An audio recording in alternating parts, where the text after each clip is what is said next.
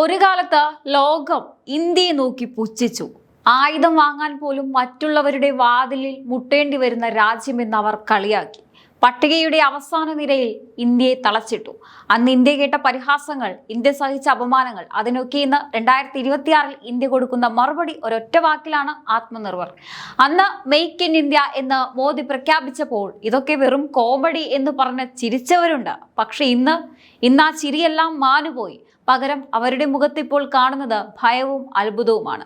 അതേ സുഹൃത്തുക്കളെ, ഇത് കേവലം കയറ്റുമതിയല്ല, ഇത് ഇന്ത്യയുടെ പവറാണ്. വെറും 4 കൊല്ലം കൊണ്ട് 80 രാജ്യങ്ങളുടെ സുരക്ഷാ കവചമായി നമ്മുടെ ആയുധങ്ങൾ മാറിക്കഴിഞ്ഞു. ബ്രഹ്മോസ് അലറുമ്പോൾ, അസ്ത്ര ലക്ഷ്യം കാണുമ്പോൾ, തേജസ് ആകാശത്ത് ഗർജിക്കുമ്പോൾ ലോകം ഒന്നടങ്കം ഇന്ത്യക്ക് സല്യൂട്ട് അടിക്കുന്നു. 38,000 കോടിയുടെ ബിസിനസ്, ഇതൊക്കെ വെറും തുടക്കം മാത്രം. എന്തിനാണ് ഈ ലോകം ഇന്ന് അമേരിക്കയും റഷ്യയും വിട്ട് ഇന്ത്യയുടെ മിസൈലുകൾക്ക് പിന്നാലെ വരുന്നത്? എന്താണ് ഈ മോദി മാജിക്? ആരും ചിന്തിക്കാത്തത് മോദി സാധ്യമാക്കി. ബ്രഹ്മോസ് മുതൽ തേജസ് വരെ, പിനാക്ക മുതൽ അസ്ത്ര വരെ, ഇന്ത്യൻ നിർമ്മിത ആയുധങ്ങളുടെ കരുത്ത് കണ്ട ലോകം ഇന്ന് നെറ്റിച്ചുളിക്കുന്നു. ഇത് പ്രതിരോധ കയറ്റുമതിയുടെ പുതിയൊരു ചരിത്രമാണ്. ഇന്ന് ലോകരാജ്യങ്ങൾ സുരക്ഷയ്ക്കായി ഇന്ത്യയെ തേടി വരുന്നു.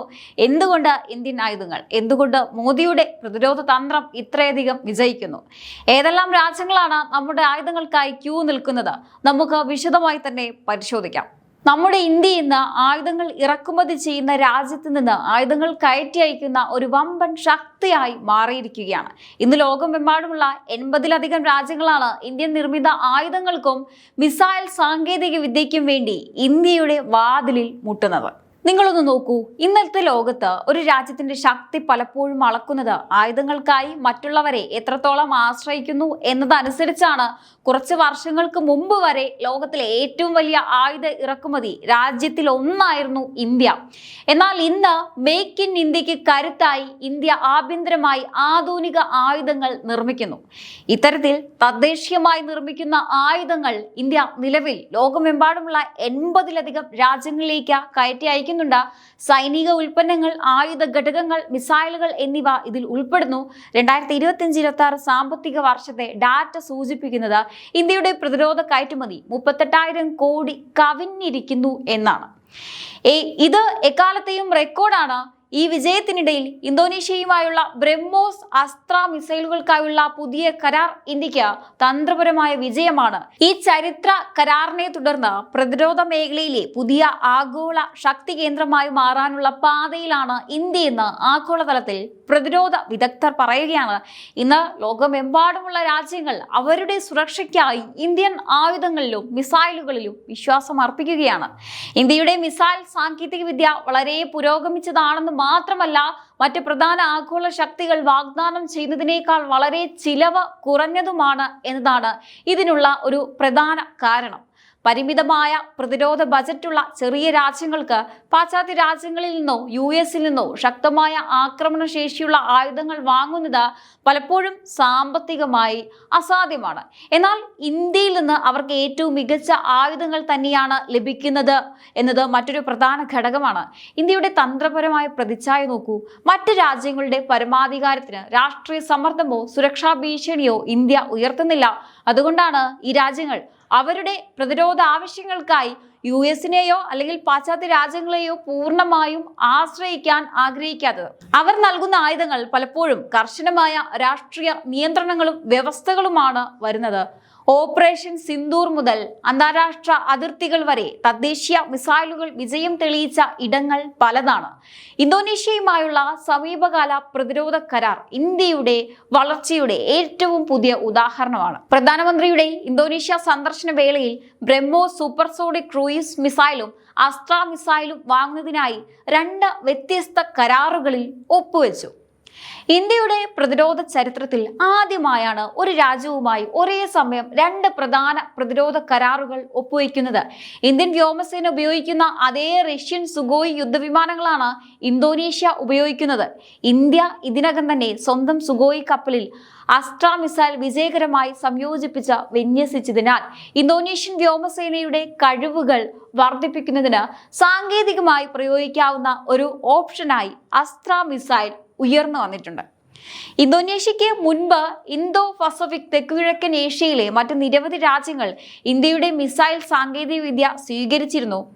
ഫിലിപ്പീൻസിനും വിയറ്റ്നാമിനും ശേഷം ഇന്ത്യയിൽ നിന്ന് ബ്രഹ്മോസ് മിസൈലുകൾ വാങ്ങുന്ന മൂന്നാമത്തെ രാജ്യമാണ് ഇന്തോനേഷ്യ. നിലവിൽ Thailand, Malaysia, Singapore, Egypt, UAE, Qatar, Oman, Argentina, Venezuela എന്നിവയുൾപ്പെടെയുള്ള രാജ്യങ്ങൾ ബ്രഹ്മോസ് മിസൈലുകൾ വാങ്ങുന്നതിൽ അതീവ താല്പര്യം പ്രകടിപ്പിച്ചിട്ടുണ്ട്. ഇന്ത്യയുടെ തദ്ദേശീയ ലൈറ്റ് കോമ്പാക്ട് വിമാനമായ തേജസ് നിരവധി രാജ്യങ്ങൾ ആവശ്യപ്പെട്ടിട്ടുണ്ട്. മലേഷ്യയുമായുള്ള തേജസിനെ കുറിച്ചുള്ള പ്രതിരോധ കരാർ നിലവിൽ അവസാന ഘട്ടത്തിലാണ്. ഇനി ഇതൊന്നും കൂടാതെ 6 പ്രധാന രാജ്യങ്ങൾ Argentina, Australia, Egypt, USA, Indonesia, Philippines Tejas യുദ്ധവിമാനത്തെ തങ്ങളുടെ കപ്പലുകളിൽ ഉൾപ്പെടുത്തുന്നതിൽ അതീവ താല്പര്യം പ്രകടിപ്പിച്ചിട്ടുണ്ട്. 70 കിലോമീറ്റർ അകലെയുള്ള ശത്രു ലക്ഷ്യങ്ങളെ പൂർണ്ണമായും നശിപ്പിക്കാൻ കഴിയുന്ന പിനാക്കയ്ക്കും ആവശ്യക്കാരുണ്ട്. ഇനി നിങ്ങളൊരു കാര്യം ചിന്തിക്കണം. ഇത്രയും വലിയ നേട്ടങ്ങൾ ഇന്ത്യ കൈവരിക്കുമ്പോൾ, ഈ വാർത്തകൾ കേൾക്കുമ്പോൾ അസ്വസ്ഥരാകുന്ന ചിലരുണ്ട്. അതെ, നമ്മുടെ സ്വന്തം രാജ്യത്തിന്റെ നേട്ടത്തിൽ പോലും രാഷ്ട്രീയത്തിന്റെ കണ്ണട വെച്ച് മാത്രം നോക്കുന്നവർ. പ്രതിപക്ഷത്തുള്ളവരും മോദി വിരുദ്ധരും പലപ്പോഴും ചോദിക്കാറുണ്ട്, ഇതൊക്കെ വെറും തള്ളല്ലേ, ഇന്ത്യക്ക് ഇതൊക്കെ സാധ്യമാണോ എന്ന്. മോദി മേക്ക് ഇൻ ഇന്ത്യ പ്രഖ്യാപിച്ചപ്പോൾ മുതൽ ഈ പദ്ധതി വിജയിക്കില്ലെന്ന് പ്രവചിച്ചവരാണ് അവർ. ഇന്നും ആയുധ കയറ്റുമതിയുടെ കണക്കുകൾ പുറത്തു വരുമ്പോൾ അതിനെ അവഗണിക്കാൻ ശ്രമിക്കുന്നവർ. പക്ഷെ ഇവിടെ ഒരു ചോദ്യമുണ്ട്. ഇന്ത്യയുടെ പ്രതിരോധ കരുത്ത് വർദ്ധിക്കുന്നത് ആർക്കാണ് ഗുണം? അത് ഏതെങ്കിലും പാർട്ടിക്കാണോ, അതോ നമ്മുടെ രാജ്യത്തിന്റെ സുരക്ഷയ്ക്കും അഭിമാനത്തിനുമാണോ? രാഹുൽ ഗാന്ധി ആയാലും മറ്റു പ്രതിപക്ഷ നേതാക്കളായാലും ഒരു കാര്യം അവർ മറന്നു പോവുകയാണ്. രാജ്യത്തിന്റെ പ്രതിരോധം എന്നത് കക്ഷി രാഷ്ട്രീയത്തിന് അതീതമായ കാര്യമാണ്. ഇന്ന് ബ്രഹ്മോസും തേജസും ലോക വിപണിയിൽ ഇന്ത്യൻ പതാകയുടെ കരുത്താണ് കാണിക്കുന്നത്. വിമർശകർക്ക് അസൂയായിരിക്കാം, പക്ഷേ ലോകം ഇന്ത്യയെ സല്യൂട്ട് ചെയ്യുകയാണ്. ഇന്ത്യയുടെ ഈ കുതിപ്പിനെ രാഷ്ട്രീയ കണ്ണട വെച്ച് മാത്രം നോക്കുന്നവർക്കുള്ള മറുപടി നമ്മുടെ ഈ 80 രാജ്യങ്ങളുമായുള്ള കരാറുകൾ തന്നെയാണ്. കണക്കുകൾ കള്ളം പറയില്ലല്ലോ സുഹൃത്തുക്കളെ. രാജ്യം വളരുമ്പോൾ അതിനെ ആഘോഷിക്കാനല്ലേ നാം പഠിക്കേണ്ടത്, അല്ലാതെ സ്വന്തം രാജ്യത്തിന്റെ നേട്ടങ്ങളെ പുച്ഛിച്ച് തള്ളുകയാണോ വേണ്ടത്? ഈ ചോദ്യം ഞാൻ നിങ്ങൾക്കാണ് വിട്ടുതരുന്നത്. ഒരു സത്യം നിങ്ങൾ തിരിച്ചറിയണം. 2014 ശേഷം ഇന്ത്യ ശരിക്കും മാറി. ഒരു വലിയ മാറ്റം അതാണ് നമ്മുടെ രാജ്യത്ത് നടന്നുകൊണ്ടിരിക്കുന്നത്. 2014 മുൻപ് നമ്മുടെ രാജ്യത്തിന്റെ പ്രതിരോധ നയം എന്തായിരുന്നു? എന്തിനും ഏതിനും വിദേശ രാജ്യങ്ങളുടെ മുന്നിൽ കൈനീട്ടുക, അല്ലെങ്കിൽ വലിയ തുക നൽകി ആയുധങ്ങൾ ഇറക്കുമതി ചെയ്യുക. അന്ന് നമ്മുടെ സൈനികർക്കുണ്ടായിരുന്ന കഴിവുകൾക്ക് വേണ്ടത്ര പരിഗണന ലഭിച്ചിരുന്നില്ല. എന്നാൽ 2014 കഥ മാറി. പ്രധാനമന്ത്രി നരേന്ദ്രമോദി അധികാരത്തിൽ വന്ന ശേഷം ഇന്ത്യയുടെ ചിന്താഗതിയിൽ തന്നെ അദ്ദേഹം വലിയ മാറ്റങ്ങൾ വരുത്തി. മേക്ക് ഇൻ ഇന്ത്യ എന്ന് അദ്ദേഹം പ്രഖ്യാപിച്ചപ്പോൾ അതൊരു വെറും മുദ്രാവാക്യമായിരുന്നില്ല, അത് ഇന്ത്യൻ പ്രതിരോധ മേഖലയുടെ റീസ്റ്റാർട്ട് ആയിരുന്നു. അന്ന് മുതൽ ഇന്ന് വരെ ഈ 12 വർഷത്തിനിടയിൽ എന്താണ് സംഭവിച്ചത്? ആത്മവിശ്വാസം. നമ്മുടെ രാജ്യത്തിന് സ്വന്തമായി ആയുധങ്ങൾ നിർമ്മിക്കാൻ കഴിയുമെന്ന ബോധം ജനങ്ങളിൽ ഉണ്ടായി. തന്ത്രപരമായ നീക്കങ്ങൾ. ലോകത്തിലെ വമ്പൻ രാജ്യങ്ങളുമായുള്ള നമ്മുടെ ബന്ധം ഇന്ന് തുല്യ നിലയിലാണ്. ലക്ഷ്യബോധം. 600 കോടിയിൽ നിന്ന് പ്രതിരോധ കയറ്റുമതി ഇന്ന് 38,000 കോടിയിലേക്ക് കുതിച്ചുയർന്നു.